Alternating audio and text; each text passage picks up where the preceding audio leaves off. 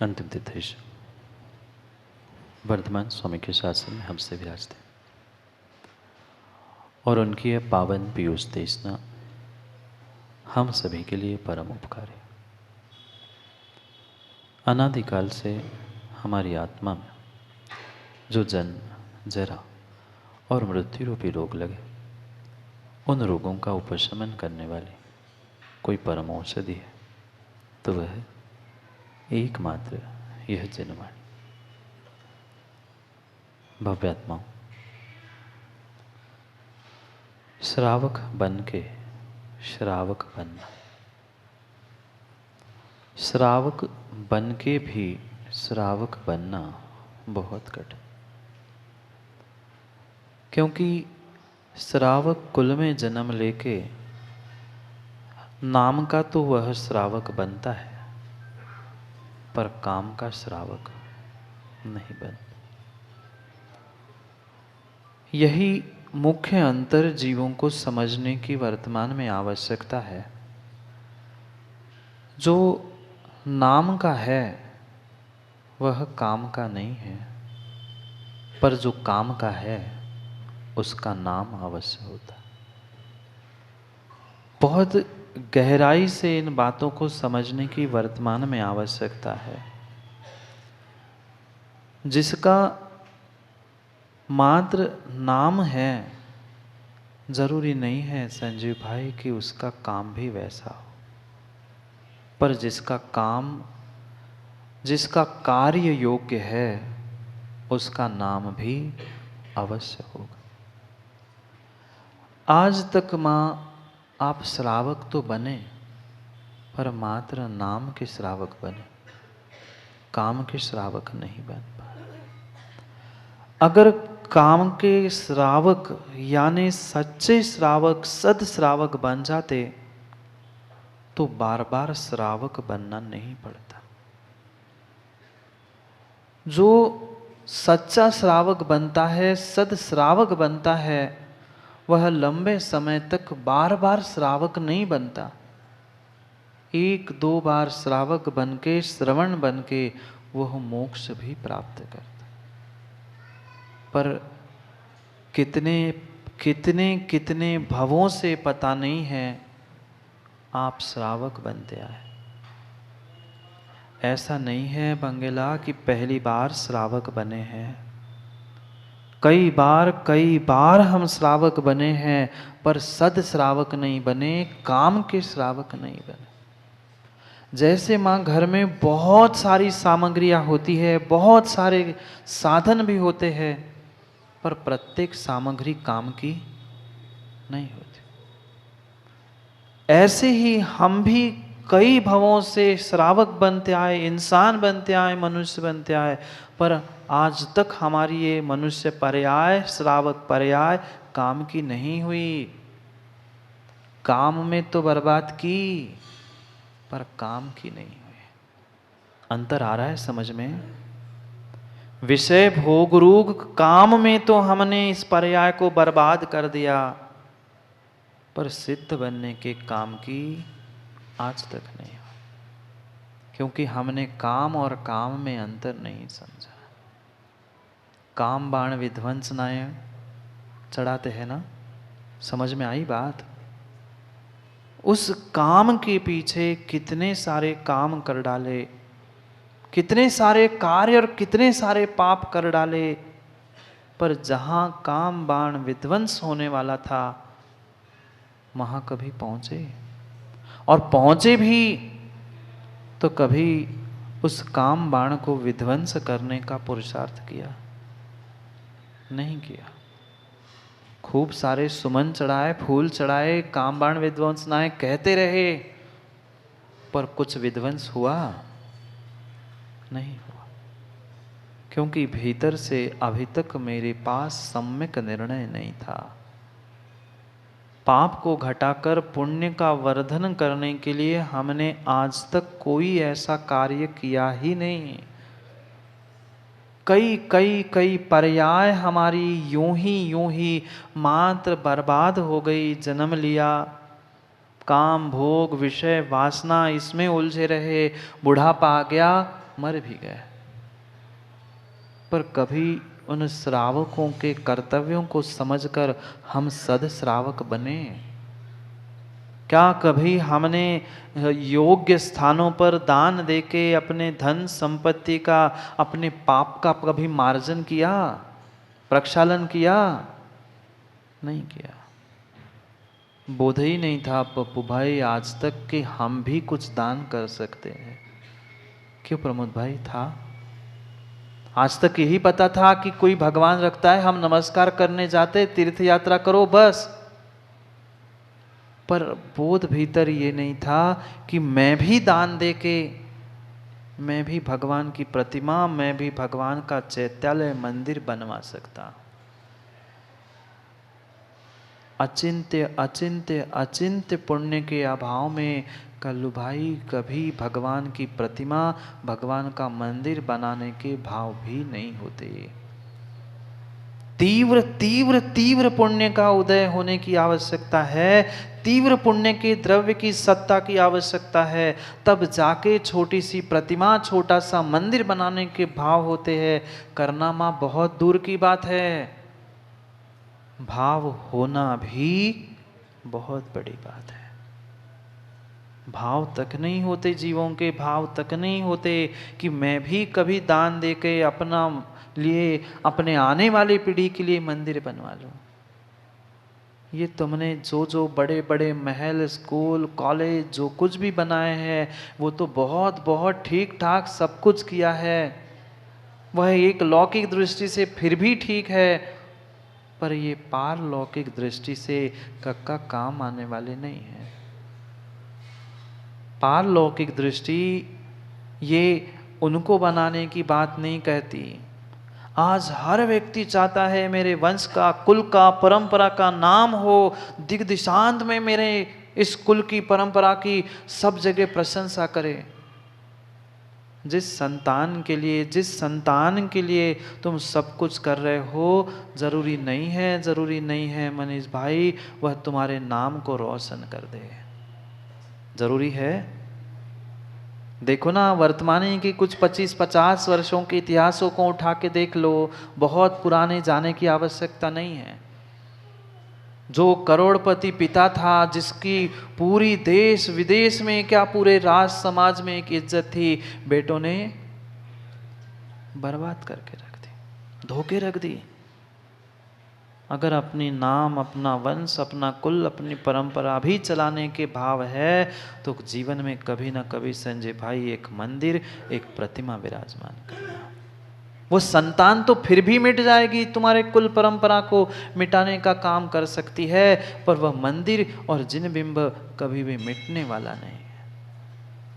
आज जितनी जितनी खुदाई होती है, जहां जहां खुदाई होती है, वहां कौन निकलता है? कोई दूसरी प्रतिमा नहीं, वह वीतरागी दिगंबर जिनेंद्र भगवान की प्रतिमा ही भूगर्भ से निकलती।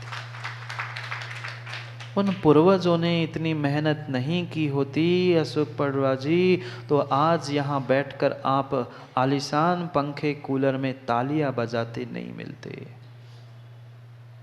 पक्का मान लेना, आज उन कम से कम उन बुजुर्गों की, उन जीवों की जिन्होंने कितना बड़ा समर्पण और कितनी बड़ी भक्ति दिखाई होगी, जिन्होंने इतने विशाल विशाल मंदिरों को विराजमान किया।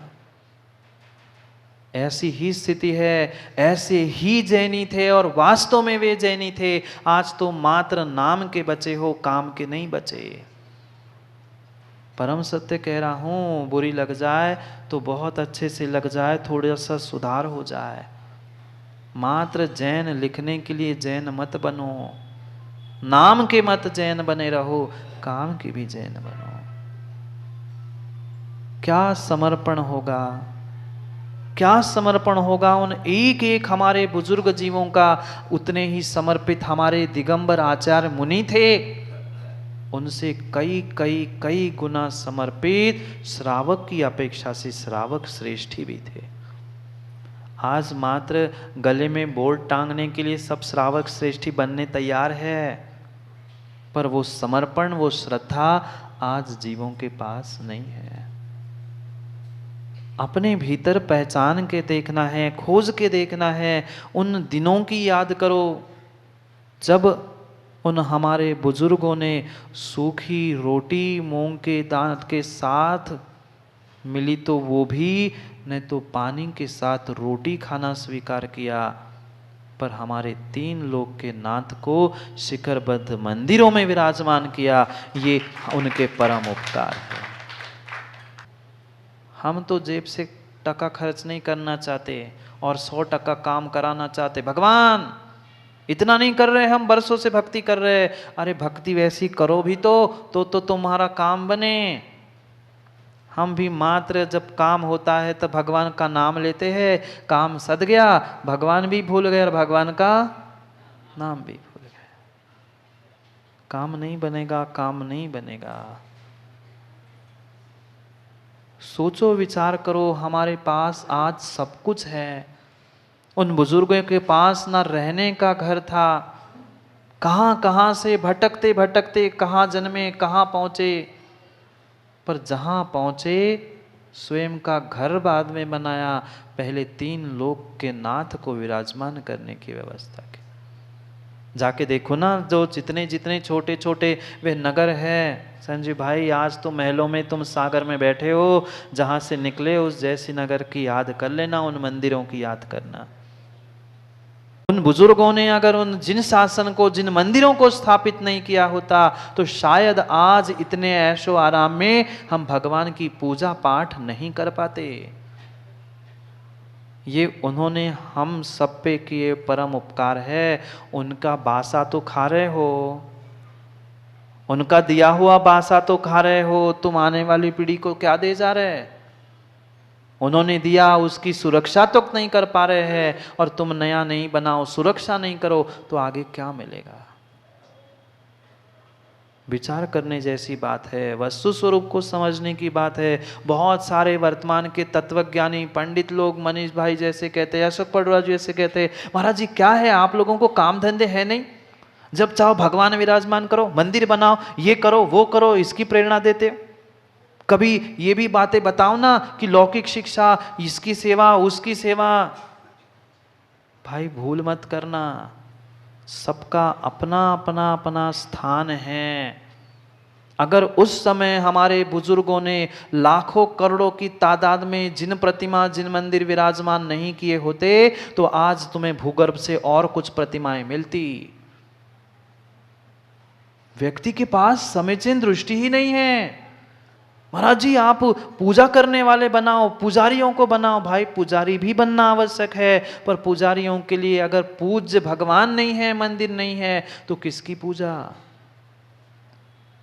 एक एक व्यक्ति को, जितने जितने व्यक्ति संसार में है जो अपने आप को श्रावक और धर्मात्मा मानते हैं, उनके लिए कह रहे हैं कि जिन मंदिर, जिन बिंब विराजमान करना होगा स्वशक्ति से। जरूरी नहीं है कि लाखों करोड़ों दान देने वाला महान है, ये परिभाषा ही वर्तमान में बदल गई है। जो लाखों करोड़ों देता है उसका पहली लाइन में सत्कार होता है, और जो बेचारा 54-58 रुपये डाल के जिसके बदौलत मंदिर चलता है वो बेचारा दरवाजे पे बैठा होता है। किया कभी अशोक पडरवा उस गुल्लक में रोज 2 रुपए डालने वाले का सम्मान? नहीं, बिल्कुल नहीं किया, बिल्कुल नहीं किया। जो लाखों करोड़ों की बोली लेने वाले हैं उन्होंने तो अरबों कमाए थे, उसमें से 10% दिए थे, उसमें 54-58 10 रुपए में से डाली थी, उसका त्याग महान था। कभी कभी ऐसे जीवों को बुला के भी कभी सम्मान कर लिया करो अभय भाई, क्योंकि मंदिर की व्यवस्था उन लाखों करोड़ों देने वालों से नहीं होती। मंदिर की व्यवस्था तुम अपने उस गुल्लक से करते हो जो अपने जेब में से रुपया काट के डालता है, अपने पेट की भूख को काट के जो रुपया डालता है उससे तुम्हारी मंदिर की रक्षा हो रही है। लाखों करोड़ों तो तुमने बोली में इधर उधर ऊपर ऊपर व्यवस्था में लगा दिए, समाप्त।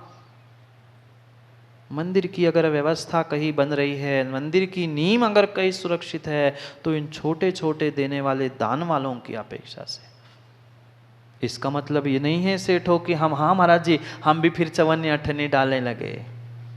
तुम अपने आप से काका चोरी, छल, कपट, डाका कर रहे हो। अगर हमारे पास शक्ति है और हम अपने शक्ति को छुपाकर दान नहीं दे रहे हैं, हमारी औकात है 5 लाख खर्च करने की और हम 500 दे के खुश हो गए, देखो मैंने भी 500 दिए कि नहीं आपको, तुमने डाका डाला है, तुमने अपने आप को डाका, अपने उस पुण्य के साथ, धन के साथ डाका डालते हुए तुमने अपने आप छल किया है। दूसरे किसी के साथ कोई छल नहीं करता। परम सत्य है, ऐसा ही आगम है। हमारी शक्ति जितनी है शक्ति के अनुसार दान दो, ना मां शक्ति से अधिक देना है ना शक्ति से कम देना है। आपने जो अपनी बचत से जो चवन्नी अठन्नी दी है माँ, उसका आपको अचिंत्य फल मिलेगा, पर पति के बेटे के नाम से या उसके प्राप्त पैसों से, उसके पैसों से दिया हुआ दान आपको चवन्नी अठन्नी का भी पुण्य नहीं देगा। आपके नाम से जो आपने पैसा इकट्ठा किया था उसमें से 1 रुपया भी दो तो माँ आपको लाख गुना फलित होगा, और दूसरों के लाख दो तो 1 रुपया भी फलित नहीं होगा, क्योंकि दूसरों का दान था। बहुत गहरे निर्णय की और व्यवहार पक्ष को भी समझने की आवश्यकता है। अगर इन क्रियाओं को नहीं समझा है तो मात्र निश्चय चिल्लाने से कल्याण नहीं होगा। निश्चय भी आवश्यक है, उसे छोड़ना है नहीं, पर व्यवहार पूर्वक निश्चय तक पहुंचना है। समस्या आज जीवों के साथ यही है, बेचारा निश्चय तक पहुंच नहीं पा रहा है और व्यवहार छोड़ के बैठा, ना घर का ना कौन। मैं कुछ नहीं कहता, मैं किसी को कुछ नहीं कहता हूं, मैं तो पूछता हूं कौन ना घर का ना घाट का। ऐसी स्थिति है, ना इधर पहुंच पाया ना उधर पहुंच पाया। कितनी विषमता है। इन गहरे सिद्धांतों को, व्यवहार की क्रियाओं को भी समझने की आवश्यकता है, पर क्या करें, हमारे पास समय ही नहीं है। ये दिगंबर मुनियों का उपकार है। उन्होंने प्रेरणा दी कि जिन मंदिर विराजमान करो, जिन शासन को स्थापित करो, अगर आज वे नेमिचंद आचार्य जैसे मुनिराजों ने, आचार्य भगवंतों ने गोमटे जैसी प्रतिमा को सूर्य मंत्र नहीं दिया होता, प्रेरणा नहीं दी होती, तो आज कहाँ हमारा दिगंबरत्व शेष रहता। विचार करो। हम श्रावक है तो हमारा कर्तव्य है कि हम भी उन जिन शासन के एक अंग है, हम भी उस नमोस्तु शासन के एक अंग है, हमें भी जिन शासन नमोस्तु शासन की सुरक्षा करनी है। और सुरक्षा करना है तो दो ही साधन जीव के पास है, एक साहित्य और एक पुरातत्व।